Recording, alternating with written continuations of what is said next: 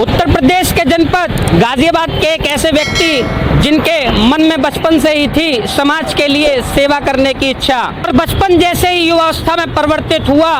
यह व्यक्ति महाराणा प्रताप सेना से प्रेरित होकर इसका हिस्सा बन गए और बचपन में लिए गए प्रण का कर दिया शुभारंभ, और इस तरह मनुष्य की मूलभूत आवश्यकताओं रोटी कपड़ा जैसी सुविधाओं को जन जन तक पहुंचाने लगे और बन गए गाजियाबाद की जनता के दिलों के सरदार।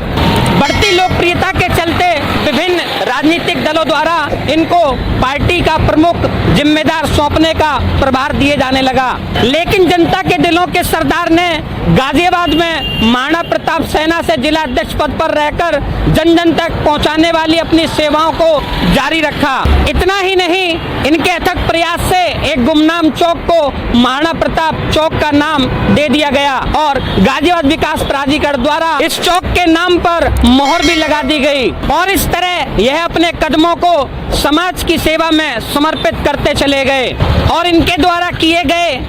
इस क्रियाकलाप से संगठन में लोगों की संख्या बढ़ती चली गई। इसके बाद लोकप्रियता इतनी बढ़ने लगी कि अंत में बढ़ती लोकप्रियता के कारण वर्तमान में केंद्रीय मंत्री पशुपति पार्षद की लोक जनशक्ति पार्टी द्वारा युवा मोर्चा का राष्ट्रीय सचिव मनोनीत कर दिया गया। आखिर कौन है ये शख्सियत? अब बिना देरी करते हुए मैं आपको इनसे रूबरू करवाता हूँ। नमस्कार, मैं प्रीतपाल सिंह खोसला, प्रदेश अध्यक्ष महाराणा प्रताप सेना से, पहले महाराणा प्रताप सेना से हूँ और उसके बाद मैंने अभी हमारे को नया दायित्व मिला है राष्ट्रीय लोक जनशक्ति पार्टी में राष्ट्रीय सचिव युवा के। हमारे राष्ट्रीय अध्यक्ष अशोक कुमार जी हैं और हमारे मतलब केंद्रीय मंत्री राष्ट्रीय अध्यक्ष जी जो हैं राष्ट्रीय लोक जनशक्ति पार्टी के राष्ट्रीय अध्यक्ष जी पशुपति कुमार पारस जी हैं जो रामविलास पासवान जी के भाई हैं, और अब मतलब वो कैबिनेट मिनिस्टर भी हैं। मैं सबसे पहले तो आपसे ये जानना चाहता हूँ कि इतना बड़ा पद, इतनी बड़ी जिम्मेदारी राष्ट्रीय लोक जनशक्ति पार्टी ने आपको दी, इसके विस्तार हेतु आप क्या करना चाहेंगे और किस तरीके से इस पद का वहन करेंगे? देखिए, मैं आपको बताऊं कि राष्ट्रीय लोक जनशक्ति पार्टी एक पिछड़े वर्गों के लिए काम करती आई है और मतलब जो लोगों की मदद करती आई है काफ़ी टाइम से, हमेशा करते आए हैं। रामविलास पासवान जी के टाइम से ही बहुत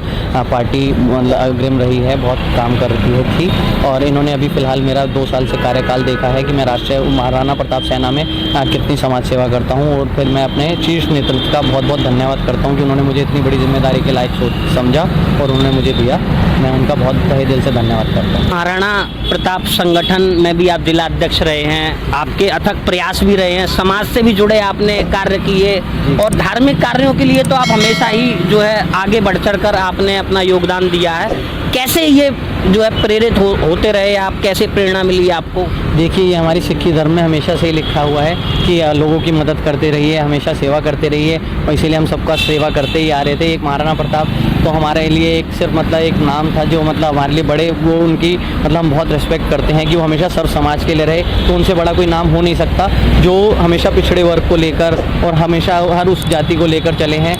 उन्होंने घास की रोटी खाई है, इस देश के लिए बहुत कुछ किया है, मुगलों को मतलब बहुत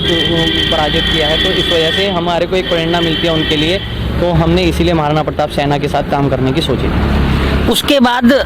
शीर्ष नेतृत्व द्वारा आपको मनोनीत किया जाता है, सीधे युवा मोर्चा में आपको जो है राष्ट्रीय सचिव मनोनीत किया जाता है। जी। ये कैसे संभव हो पाया? देखिए, ये शीर्ष नेतृत्व का मैं बहुत तहे दिल से आभार प्रकट करता हूँ कि उन्होंने हमारे कार्यकाल को देखते हुए, हमारे कार्य को देखते हुए हमारे को फ़ोन किया और उन्होंने एकदम से फ़ोन उठाकर कहा कि आप संगठन में ही रहेंगे या पार्टी में कुछ करना चाहेंगे, तो मैंने उनका ऑफ़र एक्सेप्ट किया। तो उन्होंने मुझे बहुत ही अच्छा ऑफ़र दिया कि मतलब वो राष्ट्रीय सचिव युवा में उन्होंने मुझे नियुक्ति दी, तो मैं उनका तहे दिल से आभार प्रकट करता हूँ। हमारे राष्ट्रीय अध्यक्ष जी अशोक कुमार जी हैं, तो मैं उनका तहे दिल से धन्यवाद करता हूँ। प्रीतपाल जी, इस विषय में आप स्पष्ट करें कि बहुत से ऐसे दर्शक हैं जो लोक जनशक्ति पार्टी के 2 विभाजन हो चुके हैं लेकिन अभी तक जो है बेखबर हैं, तो किस तरह से इस पार्टी का विभाजन हुआ है और अब जो है कौन कौन इसकी जिम्मेदारी को निभा रहा है? देखिए हमारी ये रामविलास पासवान जी की ये पार्टी थी, तो चिराग पासवान जी ने उसको बाद में कैरी फॉरवर्ड करा था, लेकिन फिर कुछ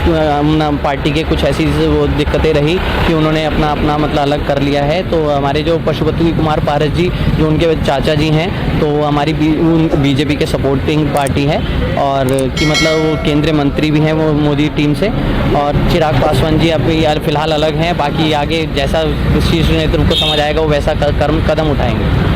जब आपको राष्ट्रीय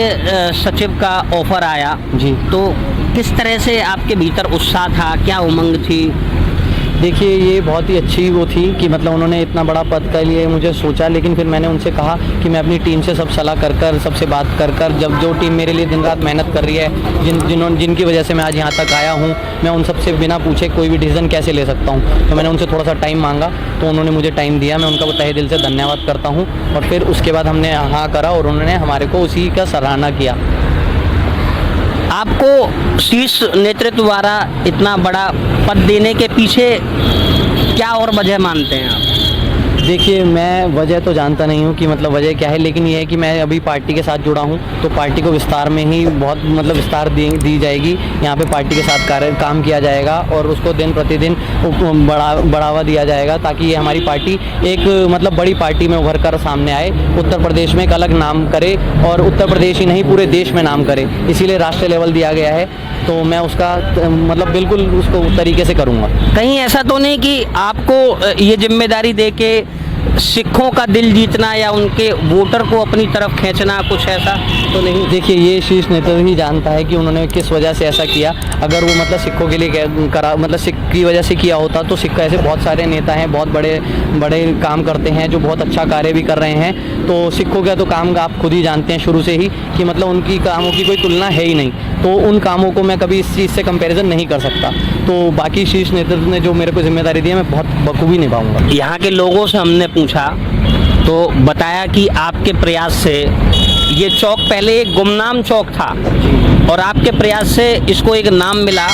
तो क्या वो नाम है और किस तरह से आपने ये उपलब्धि हासिल की? देखिए ये हमारे महाराणा प्रताप सेना का जो चौक है, ये महाराणा प्रताप सेना विष्णुमणि का चौक है यहाँ पे, और ये एड्रेस को आराम से वो एक रिकमेंड करने के लिए है कि मतलब कोई एड्रेस ढूंढता है तो अब उसको परेशानी नहीं होती। पहले गुमनाम चौक था और हमने मतलब हमारी टीम ने मिलकर काफ़ी प्रयास करने के बाद इस चौक का नाम महाराणा प्रताप चौक रखा है, और ये रोड का नाम भी महाराणा प्रताप रोड है। तो हमारा इसीलिए यही बहुत बड़ा हमारा कोशिश थी कि मतलब लोगों को यहाँ पे हमारे ऑफिस तक पहुँचने में या किसी भी कोई भी आसपास की कोई भी दिक्कत हो तो कोई भी मतलब आराम से उससे वो एक लैंडमार्क के तौर पे हमने इनको यूज़ करते हुए महाराणा प्रताप चौक नाम रखा है इस चौक का। चैनल के माध्यम से आमजन को पार्टी के लिए कोई संदेश? जी बिल्कुल, मैं ये संदेश देना चाहूँगा कि पशुपति कुमार पारस जी ने जो मुझे यहाँ पे जिम्मेदारी दी है, तो मैं चाहता हूँ पिछड़े वर्ग और जो अपने दलित हैं वो सभी भाइयों के लिए कोई भी काम किसी भी समय किसी भी पल या किसी भी वक्त वो मुझे कॉल कर सकते हैं, मेरे पास आ सकते हैं, मेरे साथ जुड़ सकते हैं, जुड़कर काम करना चाहें तो वो कर सकते हैं, और हम सब मिलकर सबकी परेशानियों के लिए काम करेंगे और चाहेंगे कि मतलब एक अच्छा एक उदाहरण पेश किया जाए समाज को।